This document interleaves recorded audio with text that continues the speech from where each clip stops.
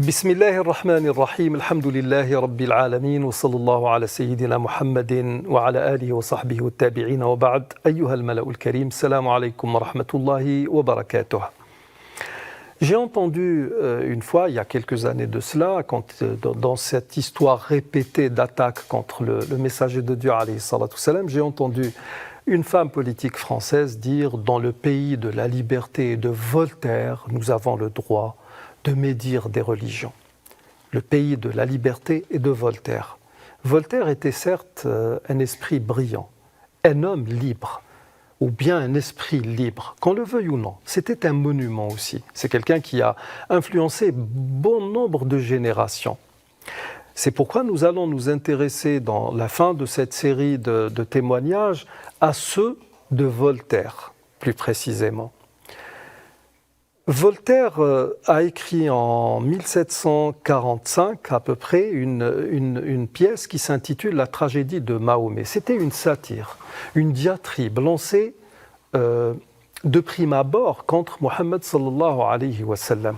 D'ailleurs, il a envoyé une lettre au pape de son époque disant « Très haut Père, votre sainteté voudra bien pardonner la liberté que prend un des plus humbles, mais l'un des plus grands admirateurs de la vertu, de consacrer au chef de la véritable religion, c'est-à-dire l'Église de Rome, un écrit contre le fondateur d'une religion fausse et barbare. » En parlant de Mohammed sallallahu alayhi wa sallam, à qui pourrais-je plus convenablement adresser la satire de la cruauté et des erreurs d'un faux prophète qu'au vicaire et à l'imitateur d'un Dieu de paix et de vérité, que votre sainteté daigne permettre que je mette à ses pieds et le livre et l'auteur, j'ose lui demander sa protection pour l'un, sa bénédiction pour l'autre. C'est avec ces sentiments d'une profonde vénération que je me prosterne et que je baise vos pieds. Sacré Paris, 17 août 1745. Ensuite, quand la pièce a été jouée pour la première fois, tout le monde s'était rendu compte que finalement, et c'était un tir par ricochet, il tirait sur l'Église et non sur Mohammed sallallahu alayhi wa sallam. Par la suite, Voltaire, quand tout le monde s'est rendu compte de ce qu'on a considéré à l'époque comme une supercherie, a dit « Cette tragédie est plus faite, je crois, pour les têtes anglaises que pour les cœurs français, parce qu'ils l'ont interdite.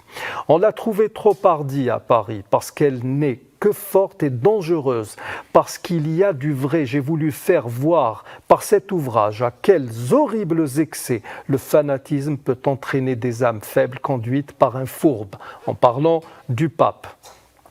Ma pièce représente sous le nom de Mahomet le prieur des Jacobins mettant le poignard à la main de Jacques Clément, encouragé de plus par sa maîtresse au parricide. On reconnaît là l'auteur de la Henriade, mais il faut que l'auteur de la Henriade soit persécuté car il aime la vérité et le genre humain.